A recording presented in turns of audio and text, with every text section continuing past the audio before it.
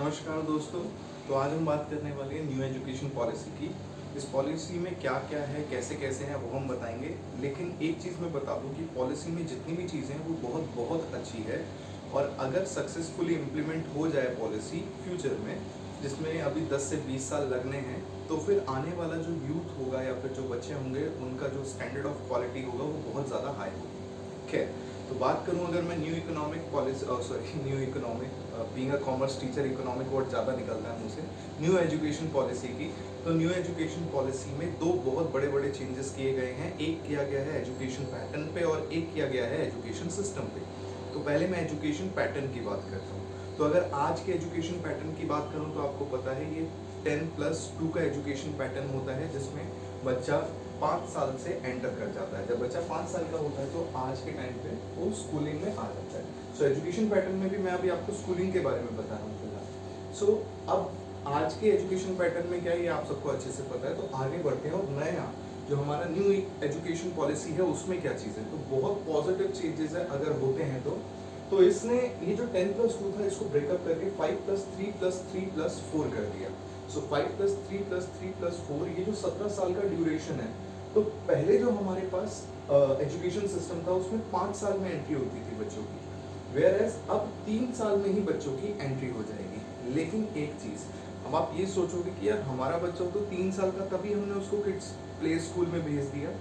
तो ये बात हो रही है पूरे इंडिया के एजुकेशन सिस्टम की। आप लोग दिल्ली में बैठे हैं, मुंबई में बैठे हैं, मेट्रो सिटीज में बैठे हैं, यहाँ पे बहुत अच्छी अच्छी सर्विसेज मिलती है। लेकिन रूरल एरिया में जाओगे तो वहाँ पे ये किड्स वाले जो किड्स स्कूल होते हैं या फिर जो छोटे छोटे स्कूल्स होते हैं, प्ले स्कूल्स, वो नहीं होते हैं। तो ये पूरे इंडिया के लेवल पे ये चीज़ें डिसाइड की गई हैं कि अब जो हमारा एजुकेशन पैटर्न होगा वो 5+3+3+4 का होगा। तो देखते हैं एक एक में क्या क्या चीज़ें हैं। सबसे पहला, जो पहले 5 साल हैं, जब बच्चा 3 साल का होगा और वो 5 इयर्स फाउंडेशन स्टेज में जाएगा। फाउंडेशन स्टेज को 2 पार्ट्स में ब्रेक किया गया है। एक है 3 इयर्स, एक है 2 इयर्स। 3 इयर्स 2 इयर्स के ब्रेकअप में पहले 3 साल बच्चे के प्ले स्कूल के होंगे। प्ले स्कूल मतलब बच्चे को स्कूल में बुलाया जाएगा और बोला जाएगा सिर्फ और सिर्फ खेलो, मौज करो, मस्ती करो। क्यों ऐसा किया जाएगा? ताकि बच्चा सुबह उठ के खुद बोले कि भाई मुझे स्कूल जाना है।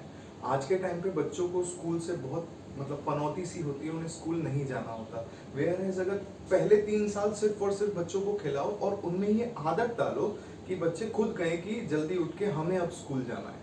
उसके बाद जो अगले 2 साल हैं वो है class 1 and 2, first class and second class के।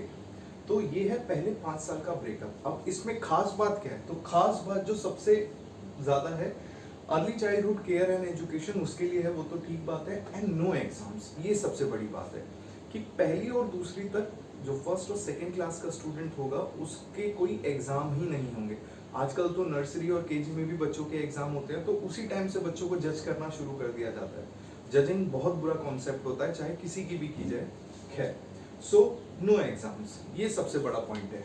अब आगे चलते हैं। जब बच्चे की फाउंडेशन स्टेज क्लियर हो गई, 3 साल में बच्चे ने एंटर किया था, 5 साल बाद वो 8 साल का हो चुका है। तो 8 साल में जब वो सेकंड स्टेज पे आएगा, इसको हमने बोला है प्रिपरेटरी स्टेज, जो कि 3 साल की है। और इस 3 साल में बच्चा सेकंड क्लास तक पढ़ के आ चुका है। तो अब वो पढ़ेगा 3rd, 4th and 5th class को। अब यहाँ पे क्या खास बात है? एग्जाम्स होंगे, बट एग्जाम्स होने में भी अच्छी बात है। अभी एग्जाम का जो रिजल्ट होगा वो पैटर्न मैं आपको लास्ट में बताऊंगा जब आगे हम बात करेंगे। तो एग्जाम्स में भी बहुत खास बात है कि बच्चा खुद कहेगा कि हाँ भाई एग्जाम्स तो होने चाहिए। आगे एक्टिविटी बेस्ड स्टडीज है, दैट मीन्स बच्चा कर करके सीखेगा। आज के टाइम पे बच्चे को रट रट के सीखना पड़ता है, यही सबसे बुरी बात आज के एजुकेशन सिस्टम की है। नेक्स्ट कहता है लैंग्वेज में उसको अपनी मदर टंग या मदर लैंग्वेज एंड एक रीजनल लैंग्वेज सीखनी होगी। तो स्टार्टिंग में ही बच्चा अपनी एक रीजनल लैंग्वेज सीखेगा, क्योंकि आज हम देखें तो काफी सारे लोगों को रीजनल लैंग्वेजेस प्रॉपर नहीं आती है। खैर, ये दोनों जो पॉइंट है, सॉरी नॉट लैंग्वेज वाला जो पॉइंट है, ये मैंडेटरी नहीं है, ऑप्शनल है। नेक्स्ट पे चलते हैं। जब बच्चा 3rd, 4th, 5th क्लियर करके नेक्स्ट स्टेज पे आएगा तो अगले 3 साल की जो स्टेज है उसको हमने बोला है मिडिल स्टेज, जिसमें कवर होगी हमारी class 6th, 7th and 8th। And middle stage के बच्चों के लिए क्या खास बात है, उसको एक इंडियन लैंग्वेज सीखनी होगी। ये बहुत बड़ी बात है कि आज तक कोई कंपल्सरीली जो इंडियन लैंग्वेज होती है या रीजनल लैंग्वेज होती है ये सिखाई नहीं जाती बच्चों को। तो बहुत सारे ऐसे लोग हैं जिन्हें एक से ज़्यादा लाइक हिंदी इंग्लिश के अलावा कोई दूसरी रीजनल लैंग्वेज नहीं आती है। तो इससे कहीं ना कहीं आपकी जो रीजनल लैंग्वेज है उसके बारे में बच्चों को अच्छी नॉलेज मिलेगी। Next, very very important, computer coding. आपको पता है आने वाला जितना भी समय है वो सारा का सारा टेक्नोलॉजी बेस्ड होने वाला है। तो अगर बचपन से ही बच्चों को कोडिंग सिखा दी जाए तो वो बच्चा अपने आप ही एक आईटी की फील्ड में तो खुद ही एक इंजीनियर टाइप बन जाएगा, या आईटी की फील्ड की नॉलेज उसे बहुत बेसिक लेवल पे बचपन में ही हो जाएगी। ठीक है। नेक्स्ट कहता है वोकेशनल स्टडीज। वोकेशनल स्टडीज मतलब कि जो चीज़ें आपको फ्यूचर में अर्निंग दे सकती हैं उन सारी चीज़ों की स्टडीज आप अपनी मिडिल स्टेज में ही स्टार्ट कर दोगे। सो लाइक आज का अगर मैं 6th 7th 8th के बच्चे की बात करूं तो इसको सिर्फ और सिर्फ पढ़ना होता है, रटना होता है। लेकिन अगर वोकेशनल स्टडीज चली जाए तो एक बच्चा जिसको टेबल बनाना है, जिसको कुछ बिजली का काम करना है, जो भी वोकेशनल स्टडीज वो करना चाहे वो साथ साथ प्रैक्टिकल करते करते उस चीज़ को सीख सकता है। सो दैट मीन्स जो प्राइम फोकस डाला गया है वो डाला गया है लर्निंग पे। तो ये बहुत अच्छा पॉइंट है वोकेशनल स्टडीज का। उसके बाद जो नॉर्मल सब्जेक्ट हमारे मैथ साइंस या आर्ट्स वाले नॉर्मल सब्जेक्ट्स होते हैं उन सब की पढ़ाई शुरू हो जाएगी। ठीक है। और उसके बाद आता है मेरे पास लास्ट 4 इयर्स, जिसको हमने बोला सेकेंडरी स्टेज, 9, 10, 11, 12, जो सबसे क्रूशियल स्कूलिंग ईयर्स माने जाते हैं। अच्छा, यहीं पे सबसे बड़े बड़े चेंजेस किए गए हैं। जो हमने कहा कि पूरा एजुकेशन पैटर्न में जो सबसे बड़ा चेंज आया है वो सेकेंडरी एजुकेशन में ही आया है, और सारे के सारे चेंजेस बहुत बहुत पॉजिटिव है। सबसे पहला कि नो स्ट्रीम्स। आज के टाइम पे बच्चा जब 10th पास करता है तो उसको साइंस, कॉमर्स, आर्ट विभाजित कर दिया जाता है, बोलो तुम क्या लोगे। अब ऐसा हो सकता है, लाइक मैं खुद कॉमर्स का स्टूडेंट हूँ, बट मेरे को फिजिक्स और बायोलॉजी में बहुत इंटरेस्ट था। कभी मार्क्स नहीं आए ज़्यादा, लेकिन इंटरेस्ट था। देखिए, मार्क्स का और इंटरेस्ट का कोई आपस में लेना देना नहीं है, बट टीचर्स ऐसा बोलते हैं कि भाई तुम नहीं ले सकते साइंस। खैर मैं नहीं ले पाया तो मैंने कॉमर्स ले ली। खैर साइंस में भी मैं क्या उखाड़ लेता, बट मैंने कॉमर्स ले ली। आने वाले फ्यूचर में जो बच्चे होंगे उनको ऐसा कोई ऑप्शन नहीं मिलेगा, बोला जाएगा बेटा जो पसंद है वो करो। अब वो एक तरफ से बायोलॉजी ले लेता है, एक तरफ से हिस्ट्री ले लेता है, और एक तरफ से अकाउंटिंग ले लेता है, एक तरफ से कंप्यूटर स्टडीज ले लेता है। सो जो उसका इंटरेस्ट होगा वो करेगा बच्चा। तो यहाँ पे बच्चा अगर अपने चॉइस से चीज़ें करेगा, ऑफ कोर्स उसका परफॉर्मेंस और ज़्यादा अच्छा होगा। नेक्स्ट कहता है multiple subjects. Again same thing कि जितना चाहे, जो सब्जेक्ट चाहे वो पढ़ सकते हो, कहीं कोई रोक टोक नहीं है। नेक्स्ट कहता है कि अब क्रिटिकल थिंकिंग किया जाएगा। क्रिटिकल थिंकिंग मतलब आपको सोचने पे मजबूर किया जाएगा कि अगर ऐसा हो तो ऐसा हो। ये नहीं है कि जैसे हम बोले थे वो कि गांधी जी ने वो दांडी यात्रा कब की थी, इसकी डेट बताओ। सो डेट वाला याद मेमोराइजिंग का कोई कॉन्सेप्ट नहीं है, सारा कॉन्सेप्ट है क्रिटिकल थिंकिंग का, which is also very much important. And next है सेमेस्टर एग्जाम। तो आज के टाइम पे क्या होता है, बच्चों को पता है कि भाई मार्च में एग्जाम होने, और इस बार तो वैसे ही एक कोरोना आ गया और दूसरा लॉकडाउन हो गया, बच्चे एग्जाम से भी बच गए। तो बच्चों में बहुत खुशी है कोरोना की वजह से। खैर बच्चे के पेरेंट्स जो हैं वो बहुत ज़्यादा टेंस है कि बच्चे की पढ़ाई का क्या होगा, व्हाटएवर। तो आज के टाइम पे बच्चा लगातार पूरे साल नहीं पढ़ता है, उसे पता है कि मार्च में फाइनल एग्जाम होने हैं, उसी टाइम पे वही जनवरी फरवरी में वो जो रात रात में बैठ के पढ़ाई होती है वही असली पढ़ाई है।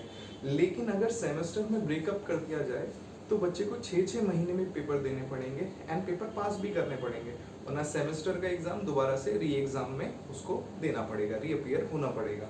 सो सेमेस्टर सिस्टम भी जो किया जाएगा वो भी बहुत अच्छा, ये भी बहुत अच्छा एक ऑप्शन डाला है।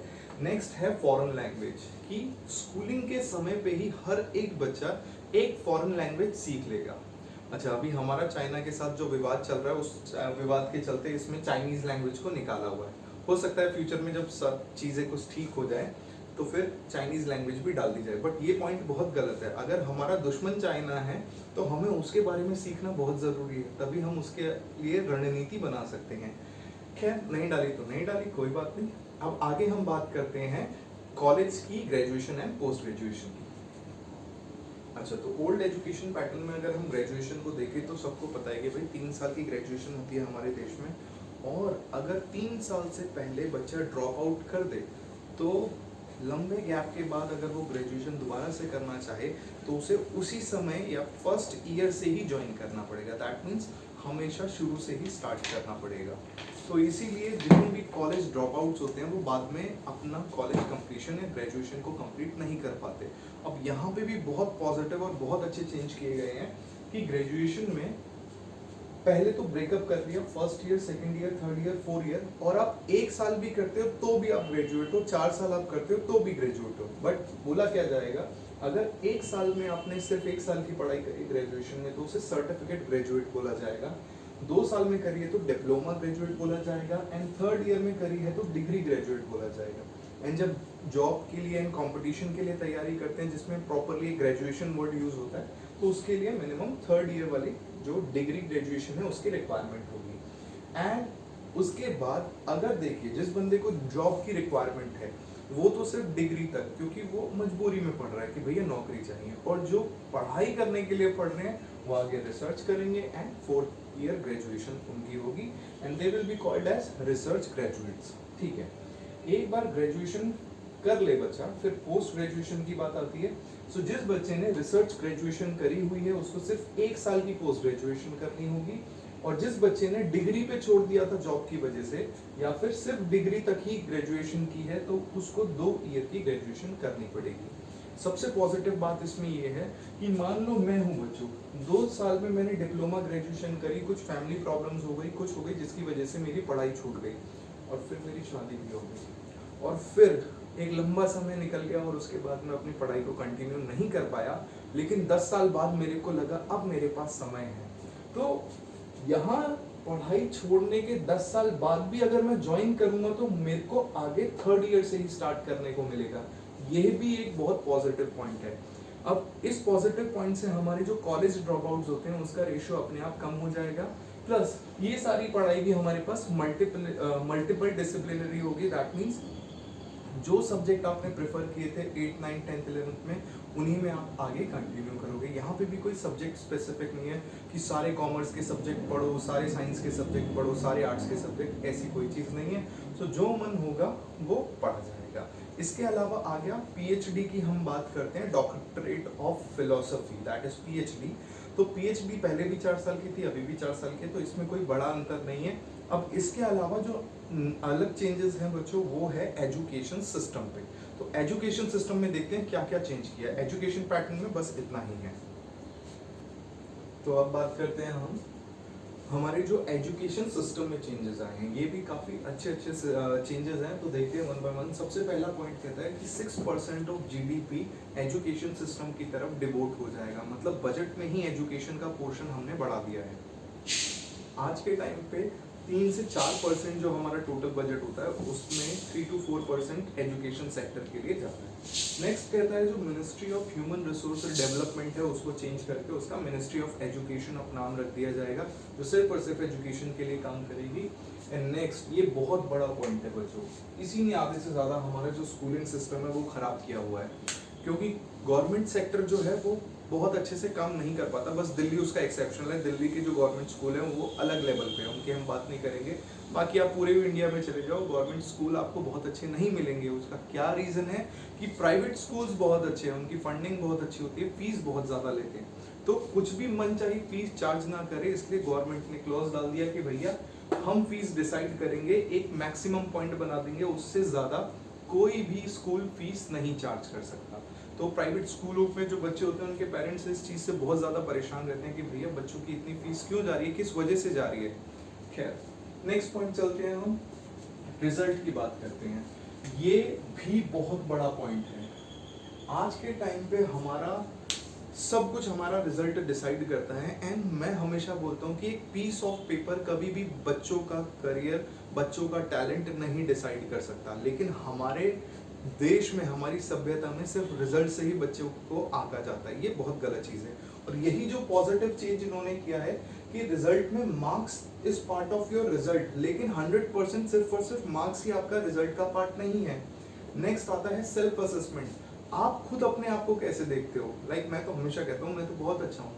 तो सेल्फ कॉन्फिडेंस के लिए, क्योंकि अगर स्कूल की लाइफ छोड़ दी जाए, स्कूल की लाइफ के अलावा आगे जो भी फ्यूचर में बच्चे के साथ होना है वो खुद ही सेल्फ असेसमेंट करता है कि मैंने सही किया है या गलत किया है। तो बचपन से ही उसे सेल्फ असेसमेंट की टेक्निक्स आ जाएंगे, खुद को समझेगा बच्चा। नेक्स्ट, और कौन कौन मेरा रिजल्ट बनाएगा? मेरे दोस्त लोग मेरा रिजल्ट बनाएंगे। सोचो अगर दोस्तों को बोला जाए ये बच्चा कैसा है, तो अब अगर आप चाहते हो कि दोस्त पॉजिटिव बोले तो आपको बचपन से ही उसके साथ अच्छी दोस्ती बनानी पड़ेगी। सो दैट मीन्स बच्चों में एक और क्वालिटी आ रही है कि बचपन से ही सबसे अच्छे से बात करना, पॉजिटिवली बात करना एंड बहुत अच्छे से दोस्ती में अच्छे रिलेशन बना के रखना। तो ये चीज़ बच्चों में बचपन से ही आ जाएगी, बहुत पॉजिटिव क्वालिटी है। एंड नेक्स्ट आ गया हमारे पास टीचर्स। सो टीचर्स भी बच्चे को असेस करके उसका रिजल्ट बनाएंगे। सो यहाँ पे जो बच्चे का रिजल्ट आएगा वो बहुत अच्छा होगा एंड बहुत पॉजिटिव चीज़ है कि वो सिर्फ और सिर्फ मार्क्स पे बेस्ड नहीं होगा।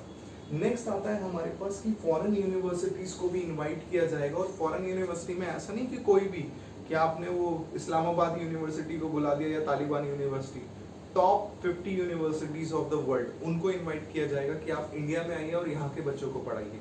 खैर ज़्यादा प्राइवेटाइजेशन अगर ना हुआ तो ये भी बहुत अच्छा ऑप्शन हो सकता है।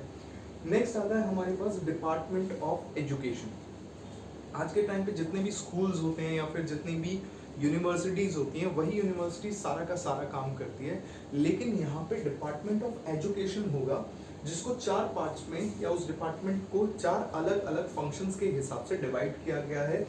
एक जो डिपार्टमेंट होगा, डिपार्टमेंट का एक हिस्सा वो सिर्फ और सिर्फ सिलेबस पे काम करेगा कि ग्रेजुएशन से रिलेटेड या पढ़ाई से रिलेटेड जो स्ट्रीम्स आपने बनाई है, क्योंकि स्ट्रीम्स तो बनी ही नहीं हुई है, लाइक कॉमर्स हो गया था, आर्ट्स, तो जो जो सब्जेक्ट है हर एक सब्जेक्ट में कितना सिलेबस हो गया, क्या क्या चीज़ें होंगी, ये हो गया first point. And next is teacher salary, student scholarship. तो टीचर को कितनी सैलरी दी जाएगी, स्टूडेंट्स को कितनी स्कॉलरशिप दी जाएगी, एक डिपार्टमेंट ये फंक्शन करेगा। आज के टाइम पे गवर्नमेंट टीचर की सैलरी बहुत ज़्यादा होती है, उसके अलावा कुछ वो कहते हैं शिक्षा मित्र या फिर गेस्ट टीचर्स होते हैं, उनके साथ जितनी ज़्यादा हो सकती है उतना उनको एक्सप्लॉइट किया जाता है, हद से ज़्यादा काम करवाए जाते हैं, कुछ भी काम करवाया जाता है और पेमेंट मिलती नहीं है, रेगुलर टाइप ऑफ वर्क होता नहीं है, जो कि बहुत गलत बात है। आप कितनी भी शिक्षा नीति बना दो, जब तक आपका टीचर सेटिस्फाइड और टीचर अच्छा नहीं होगा तब तक बच्चों का कुछ नहीं हो सकता। सो इतनी पूरी एजुकेशन पॉलिसी बनाने के अलावा अगर सिर्फ और सिर्फ आप इन लोगों के साथ मिलकर काम करो तो भी देश का भविष्य सुनहरा हो सकता है, क्योंकि टीचर्स ही बच्चा बनाते हैं, स्टूडेंट बनाते हैं, यूथ बनाते हैं, एंड बचपन से ही सारी की सारी मेंटालिटी पेरेंट्स और टीचर्स से ही आती है। सो टीचर्स पे काम करने की बहुत ज़्यादा ज़रूरत है, स्पेशली जो गवर्नमेंट टीचर्स हैं। मुझे याद है कि when I was in 8th class, तो सोशल साइंस का कुछ मैप बनाना था, तो मैप में बनाने के लिए गोदावरी नदी दी थी। अब मेरी ज्योग्राफी तो क्या, मेरे तो सारे सब्जेक्ट वीक थे, पर ज्योग्राफी थोड़ी ज़्यादा थी। अब मुझे पता नहीं था, सारे बच्चे मैप में लाइन बना रहे थे तो मैंने बना दी लाइन, बस डिफरेंस ये हो गया मैंने टॉप पे लाइन बना दी जो नेपाल तक जा रही थी, ऐसी सीधी सी चांद की तरह। तो फिर अब टीचर ने सारे बच्चों के सामने मेरा मैप दिखाया और बोला ये देखिए ये गोदावरी नदी है, इनकी गोदावरी नदी उत्तराखंड से नेपाल की तरफ बह रही है। तो मुझे पता नहीं था और फिर उन्होंने मेरे को थोड़ा सा मारा। तो अगर उसी टाइम वो मेरे को ये बता देते कि बेटा ये यहाँ की जगह यहाँ आएगी, तो शायद मैं सीख भी जाता। मुझे तो आज भी नहीं पता गोदावरी नदी कहाँ से कहाँ को बह रही है। खैर, एंड सिमिलरली एक फिजिक्स की टीचर हुआ करती थी हमारी, जिन्होंने पता नहीं कितनी फिजिक्स पढ़ाई है, लेकिन बच्चों को मारती बहुत थी और अपने बेटे ध्रुव के बारे में बहुत ज़्यादा कहानियाँ बताती थी कि मेरा ध्रुव ऐसा है, मेरा ध्रुव। उनका एक भी कॉन्सेप्ट मेरे को फिजिक्स का याद नहीं है, बट ये याद है उनके बेटे का नाम ध्रुव था, उसको -5 का चश्मा लगा था, ध्रुव पढ़ने में बहुत अच्छा था, ध्रुव को ज़्यादा खेलने का मन नहीं करता था, एटसेट्रा एटसेट्रा। सो टीचर्स पे काम करने की ज़रूरत है, वो बहुत इंपॉर्टेंट है। And next, department of education का एक फंक्शन होगा जो सिर्फ और सिर्फ रिजल्ट में काम करेगा। एक ऐसा डिपार्टमेंट का फंक्शन होगा जो सिर्फ और सिर्फ teacher training and teacher assessment में काम करेगा। सो दैट मीन्स ये डिफरेंट डिपार्टमेंट्स अगर स्पेशलाइजेशन पा लेते हैं तो क्वालिटी ऑफ एजुकेशन एंड पूरा का पूरा जो एजुकेशन सिस्टम है वो बहुत बहुत ज़्यादा पॉजिटिवली चेंज हो सकता है। अब जितने भी पॉइंट्स बताए मैंने आपको, उसमें से पॉजिटिव एंड नेगेटिव के बारे में सोचना आपके ऊपर है। सो ये बेसिक सारी चीज़ें हैं जो हमारी न्यू एजुकेशन पॉलिसी में है। वीडियो अच्छी लगी तो प्लीज़ शेयर करना। एक और लास्ट पॉइंट, स्कूल कॉम्प्लेक्स, ये भी बहुत अच्छा पॉइंट है। देखिए, काफ़ी सारे स्कूल ना बहुत छोटी सी जगह में बनते हैं, तो उनके पास प्रॉपर प्लेग्राउंड नहीं होते, या फिर काफ़ी सारे स्कूल ऐसे होते हैं जिनके पास एक अच्छा म्यूजिक से रिलेटेड कोई ऑप्शन नहीं होता, या फिर डिफरेंट फील्ड्स। सो अब गवर्नमेंट ने कहा है कि हम स्कूल कॉम्प्लेक्स बनाएंगे, कि हम कुछ स्कूल को आपस में जोड़ देंगे। अब फिजिकली नहीं जोड़ा जाएगा कि ये एक यहाँ के स्कूल को यहाँ पे ले आए, वो सिर्फ और सिर्फ लाइक एक बच्चे को अगर म्यूजिक पढ़ना है तो हो सकता है वो दूसरे स्कूल में जाए, एक बच्चे को स्पोर्ट्स खेलना है तो हो सकता है वो स्पोर्ट्स खेलने के लिए दूसरे स्कूल में जाए। और ये भी प्रॉपर यूटिलाइजेशन ऑफ रिसोर्सेज है। आज के टाइम पे अगर हम स्कूल्स की बात करें, जब स्कूल ओवर हो जाता है 2-2:30 बजे, उसके ग्राउंड्स खाली पड़े हैं। क्यों पड़े हैं भाई? दूसरे बच्चों को दे दो, खेलने के लिए दे दो, प्रॉपर यूटिलाइजेशन ऑफ रिसोर्सेज करो। ठीक है, सो ये सारी चीजें हैं जो हमारी न्यू एजुकेशन पॉलिसी में है। ओके, सो इसको देखो और फॉरवर्ड करो, लाइक करो एंड सब्सक्राइब करो।